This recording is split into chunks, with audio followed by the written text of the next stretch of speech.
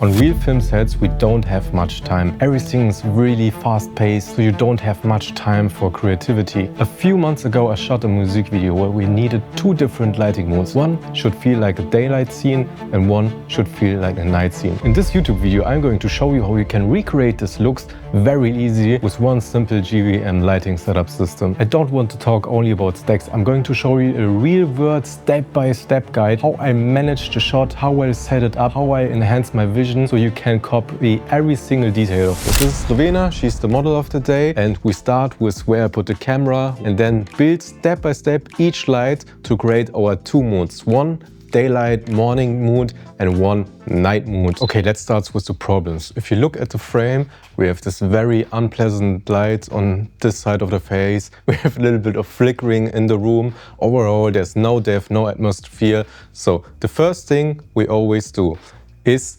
turn every light off that it's not supposed to be here. We have all the ceiling lights that are on. They have a very strange color temperature. They're around 4000 Kelvin, very unpleasant, far away from the nice morning look we want to create. Now, if you look at the image, it's pretty dark. There's no detail in there. And the first thing I always do is I light the background. Normally people start with the key light, but starting with the key light gives you a lot of problems because now we have to balance everything around the key light. So my technique is always start with the background, start with the atmosphere, start with the texture, and then we'll get a better image. As you can see here in the back, it's no detail at all.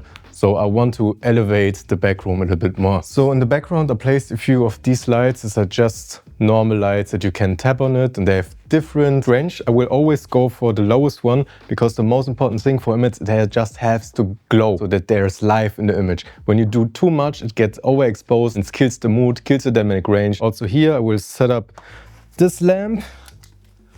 Now if we look closely at the image, you can see we have actually here a light that I don't want. We don't get the feeling like, where's the sun? We want sun feeling. We want that the morning sun is blasting outside. Okay, the next thing I want to do is a nice sunlight from outside. So we take the 650B and place it in front of the window, like here. Very important to tilt it in shots like this because we want to hit the ground. We don't want to hit just the wall. We want to hit the ground inside. And let's check out how it looks like. You can see here's actually a lot of light leaks, but because you're standing here, it's not that bad. Now with the app, we can actually control it from inside, which is very handy. When you have a setup and not a lot of crew, you don't want to walk for every shot that you want to make. I just hit here and turn the light on. As you can see, this is off and now on. We get a nice texture in the background. So the image now feels a lot more alive than before. And this is at 20%. That would be 100. This is probably a bit much. It all gives too this nice morning sun, but for my taste, I think we can do a little bit less. This looks totally fine. I'm at 40%. The 650B has a really nice output for its size. I think that's the best sweet spot. We actually had daylight outside and we still managed to get a really nice punch inside our studio. You can actually make the light even more powerful when you add a Fresnel in front of it. So keep that in mind when you don't want to carry around a 1200B, 2400B. A lot of filmmakers think they have always to use the biggest, the strongest. I promise you for 70–80% of all situations, this in combination maybe with a Fresnel is more than enough.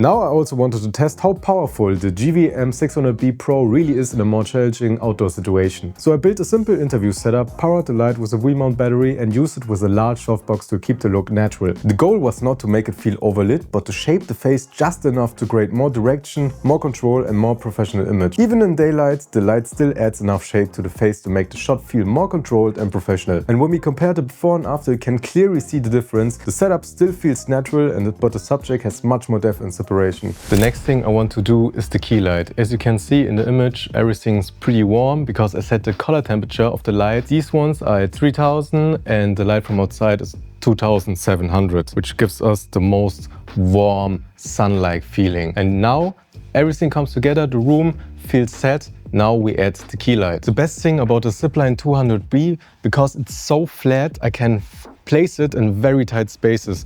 The space between her and the wall is like this much. And like before, I can go into my app, set the white balance, set the light on, and now we get a nice key light. This video is sponsored by GVM, so if you're interested in the products, you can find the link in the video descriptions. I already owned two 300Cs before they connected with me, so I'm very happy about this cooperation because I think they have really nice products, and in this video I hope I can show you how flexible they are. Now we have this really nice roll off. It looks very soft, and now the light feels very natural and we get this nice morning look. Can you act a little bit like you're drinking morning coffee? Wow, cinematic masterpiece. I can actually show you right now why this backlight here is so important. Because most of people don't light the background. And if I set the 650B off, you will notice the problem. We have practically the same mood than before, but it looks fake because now everything feels lit because there's no light motivation. The audience doesn't know where's the light coming from. So we turn the light back on, get this nice texture on the sofa, maybe a little less, maybe like this. This is enough. Sure, there are power masks, we can change everything a little bit in DaVinci Resolve, but to get a similar, nice, even look, this looks perfect in my opinion. The only thing I would probably change right now is a backlight. This looks very dark. Normally, I'm not a big fan to always use a backlight. I don't think it's necessary, but here you can actually see we have no bright background behind here. But we have also a lot of light motivations that will transit the light to her back. I will pick another light from GVM, another zip line. So we're also out of sandbags, so I will go a little bit with the light into the frame. Color temperature I will set to very, very warm because of the backlight. It's around 2700 right now. As you can see, we don't need much power. 8%, 0.3. It's probably enough. Just yank this up out of frame, and now you can see that we get this nice backlight around her. Also her hair is glowing a little bit, and that suits the look at the end of the day. And I think now we have a really nice morning look. Now the real challenge is, after we set up our morning look, can we change the look completely with only using the app and just a few tweaks and nothing else? I said many times before, filmmakers are lazy. So I'm going to show you how you can change the whole look just with white balance. One of the biggest advantages from GVM for me is transport size. These lights are very affordable. So a lot of people that use these lights don't have a dedicated truck for lighting or something like that. So for example, this is the box of this GVM 650D. This, for example, is a light from a different company, which is a lot bigger and heavier. As you can see, we are a lot higher. The first thing I would change now, the light looks very soft, very pleasant. It's now a darker, more dramatic look, so we can go both ways. One thing is that you can go really soft because the Moonlight can feel very soft, very harmonic, or you go more contrasty. So that's the reason why we set this light a little bit further down so we get more of a half-lit look and not get too much wrap onto her face. But before we do that, we turn our backlight off because that's not the mood that we want, and also turn off our key light and start from the beginning. I'll also turn the light more vertical so that we don't have any wrap around her face, and it should get more side lit. So we turn it on, I think, and go really close up with her. Also now, I wouldn't do this backlight because it's not the atmosphere that we want, so I'll remove it for the beginning. So as you can see now, we have much more half-lit face onto her. Can you look to right, to the left one time for me? Right, and to the left. Perfect. And now we need this cold moonlight. So I go back to my app, turn on the backlight, and now we change the Kelvin to a total different temperature. Now as you can see, we have this very cool, cold look. And the same thing goes for her face. And change the lighting. Also here now would go a little bit colder than 5.5. You can see now everything's a bit bright. So I would go down a little bit. Also the backlight is a little bit too much for me in my opinion, and turn down the intensity. It only should feel a little bit colder outside. Also what I'm not digging now is the wall here in the background. So I would probably change the angle to hide it a little bit. So much more like this. The light was a little bit too harsh for me, so I throw in an extra bit of diffusion over our current light to make everything a little bit softer. And now you will probably say, Marco, this still looks like morning light. Yes, but now we have to change the Kelvin of the camera. But now we're dropping it at 3600. Everything looks already cooler. Now I will adjust just the light in the background a little bit so that it just looks like moonlight. And now it looks already pretty good, but something is still missing. The ambience is a little bit off. Everything is too dark. There's no fill atmosphere. Normally I would haze, but haze is very hard to control. So there's the other thing you can do. Just bounce a light into the ceiling, also on a very cold Kelvin. I don't have to go there because I have everything in my app set up.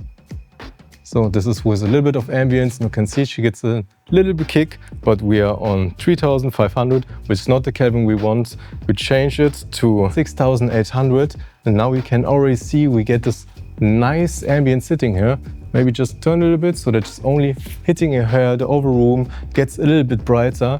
Now we have a nice dark atmosphere. So you can actually go even further with the look, but now I think it looks pretty good. We have this very cold key light, still soft, but a little bit harder. Then we have this nice blue moonlight hitting the couch. I would add an extra light normally now to the background to add a night light shaft so that it gets another layer, but we're out of lights. And when you look at the images back to back, we have two very different looks and situations and moods, but we only thing which actually changed is a little bit of white balance and intensity, and we did everything with the app. There are actually a few things I want to criticize also about the lights. Ports and connectors, they could be a little bit more tight and of better quality, maybe more metal. There are a few things you have to do to make the product actually cheaper. So who should buy these lights? I think everyone could actually buy these lights. It's for semi-professionals, for professionals also, because we have the MX control and everything. The light quality is insane. It's no different in my opinion than the competitors out there. They are very affordable for young filmmakers. When you start buying your lighting equipment, I would always try to buy from the same brand, because something like the app control really enhances your workflow. And when you have different lights, you can connect them that easily. And why would you want to make your work any harder? I hope you enjoyed the video and the products. My name is Marco Bagnoli, and we see you next time.